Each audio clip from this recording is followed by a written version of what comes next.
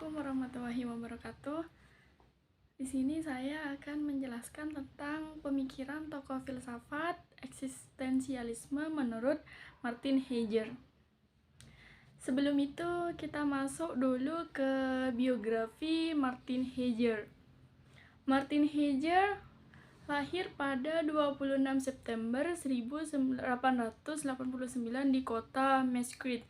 Ia dilahirkan dalam keluarga yang sederhana. Ayahnya bekerja sebagai koster di gereja Katolik Santo Mastinus yang berada di kota tersebut.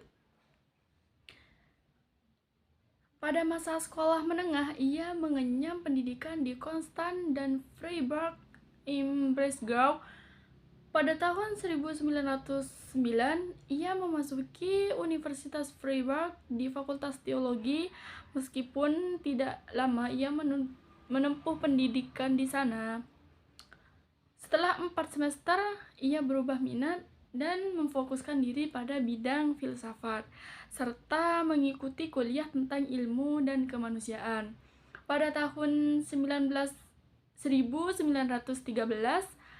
Heidegger memperoleh gelar Doktor Filsafat berdasarkan karyanya yang berjudul Die Lehre vom Urteil und Psychologismus, yang membahas mengenai teori keputusan dalam psikologisme. Keluarga Martin Heidegger menghadapi kendala keuangan yang membuat mereka kesulitan untuk mendukungnya melanjutkan pendidikan ke yang lebih tinggi. Namun, tekad Heidegger untuk melanjutkan studi tidak pernah pudar. Ia dengan aktif mencari sumber informasi, beasiswa, dan akhirnya ia menerima bantuan dari gereja Katolik. Meskipun awalnya tertarik pada bidang teologi, berkat dukungan dari dana beasiswa tersebut, Heidegger beralih ke bidang filsafat. Bakat akademis Heidegger semakin diakui. Bahkan setelah Universitas Freiburg mendatangkan Edmund Husserl untuk menggantikan Profesor Heinrich Rickert pada tahun 1916. Husserl menghargai kemampuan Heidegger dan mengangkatnya sebagai asisten dosen pada tahun 1928. Berkat kontribusinya melalui buku Being and Time yang diterbitkan pada tahun 1927, ia diangkat menjadi profesor di Universitas Marburg. Martin Heidegger dikenal secara luas dengan karya-karyanya yang signifikan, seperti Sein und Zeit tahun 1927 yang menjelaskan tentang apa yang dimaksud dengan ada. Salah satu kontribusi utama Heidegger adalah studinya mengenai teknologi, yang dianggap bukan sekedar sebagai alat, tetapi sebagai cara pandang terhadap alam semesta yang membentuk eksistensi manusia.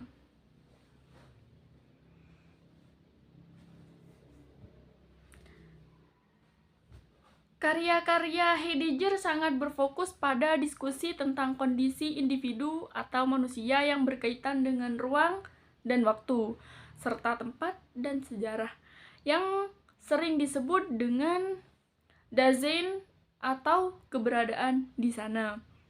Terkait dengan pembahasannya tentang ruang lingkup Dasein, kita bisa menelusurinya melalui buku Sein und Zeit. Buku ini disusun dengan sengaja oleh Heidegger sebagai langkah awal untuk memahami filosofi being atau ada. Sebuah penjelasan tentang ontologi yang berpusat pada anugerah eksistensi dalam kehidupan individu atau manusia dan dalam waktu. Selanjutnya ada beberapa karya utama Martin Heidegger. Yang pertama, Sein und Zeit pada tahun 1927. Kedua, Brief über den Humanismus pada tahun 1950. Ketiga, Holus Wikwi pada tahun 1950. 4. Was heißt Denken pada tahun 1954, kelima Unterworld zur Sprache pada tahun 1958, yang terakhir Nietzsche pada tahun 1961. Selanjutnya kita masuk ke eksistensialisme menurut Martin Heidegger. Sistem yang artinya berdiri. Jadi eksistensi berarti berdiri sendiri dengan kemauan yang sendiri. Secara tidak langsung, ini berarti bahwa individu atau manusia harus keluar dari dirinya sendiri yang sebelumnya berdiri dalam kondisi yang belum berkembang, menuju ke arah pemenuhan yang penuh semangat. Secara umum, para filsuf sepakat bahwa eksistensialisme berfokus pada individu atau manusia sebagai topik utama, di mana pemahaman filsafat ini memandang semua peristiwa berasal dari eksistensi itu sendiri. Manusia adalah makhluk yang bebas dan harus bertanggung jawab atas dirinya sendiri. Untuk memperoleh pengetahuan, manusia harus tahu bahwa ia memiliki kebebasan dalam memilih dan melakukan sesuatu, serta harus siap menerima akibat dari pilihan dan hasil tindakannya itu. Heidegger menekankan pentingnya eksistensi manusia dalam proses memperoleh pengetahuan. Manusia harus memahami bahwa keberadaannya dan cara ia berhubungan dengan lingkungan sekitarnya membantu menciptakan pengetahuan yang bermakna. Dalam interaksi antara manusia dan pengetahuan, eksistensi menekankan pentingnya kesadaran bahwa manusia memiliki kekurangan dalam pengetahuan dan adanya ketidakjelasan dalam hidup. Dari perspektif keberadaan, setiap individu harus menerima batasan dalam pemahamannya dan eksistensinya terhadap pengetahuan, karena hal itu adalah bagian dari ketidakjelasan dalam hidup yang tidak bisa dihindari. Eksistensialisme menurut Heidegger fokus pada masalah keberadaan manusia. Segala sesuatu yang ada di luar manusia selalu terhubung dengan manusia itu sendiri. Sesuatu yang ada di luar manusia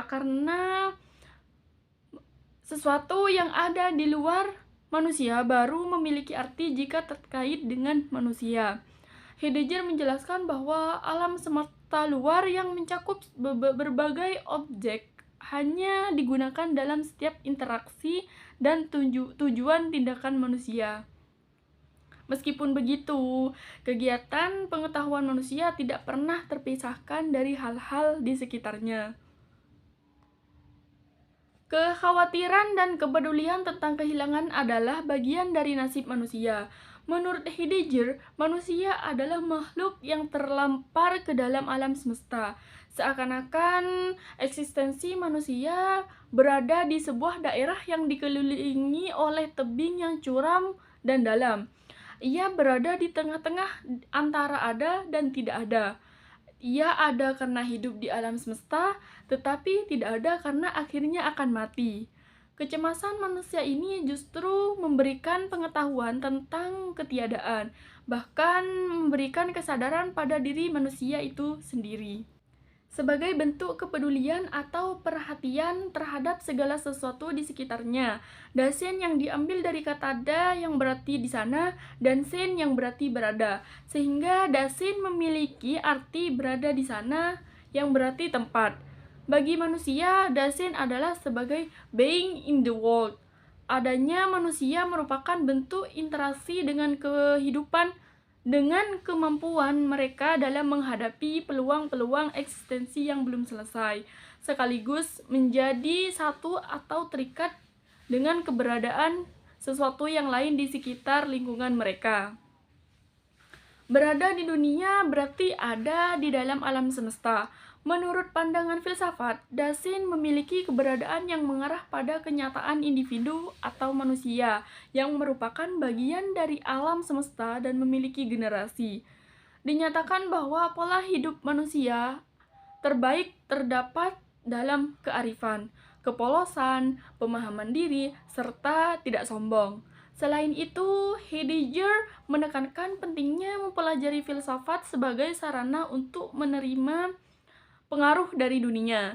Heidegger juga menyarankan pendekatan tradisional yang dianggap benar sebagai bentuk gambaran nyata dan menyatakan bahwa kebenaran sebagai pemahaman pribadi merupakan jenis kekuatan dasar.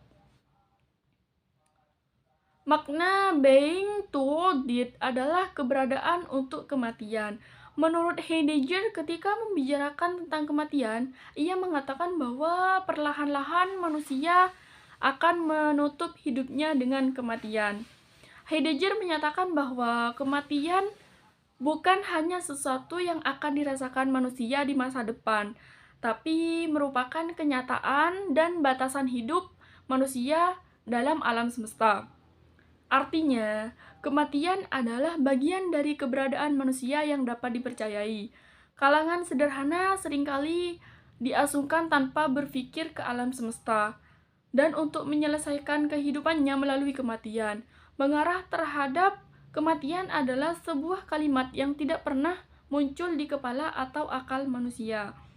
Tetapi itu adalah kenyataannya. Sama seperti yang dituturkan Heidegger, setiap individu atau manusia pasti akan merasakan hal yang disebut kematian. Kekhawatiran atau anxiety adalah cara manusia untuk tetap hidup dan ada di alam semesta. Menurut Heidegger, kekhawatiran atau anxiety adalah cara manusia untuk tetap hidup dan ada di alam semesta. Menurut Heidegger, kekhawatiran ini muncul karena manusia terlebih dahulu menyadari dirinya sendiri, lalu tergabung dalam alam semesta.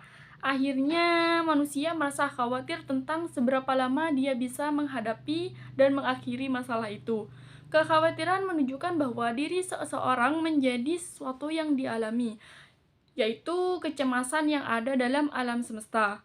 Kegelisahan muncul karena segala sesuatu bisa membuat manusia merasa tidak tenang, sehingga kegelisahan itu sendiri menjadi semakin besar. Eksistensialisme lahir akibat ingin memposisikan kembali manusia kepada tempat yang memang seharusnya.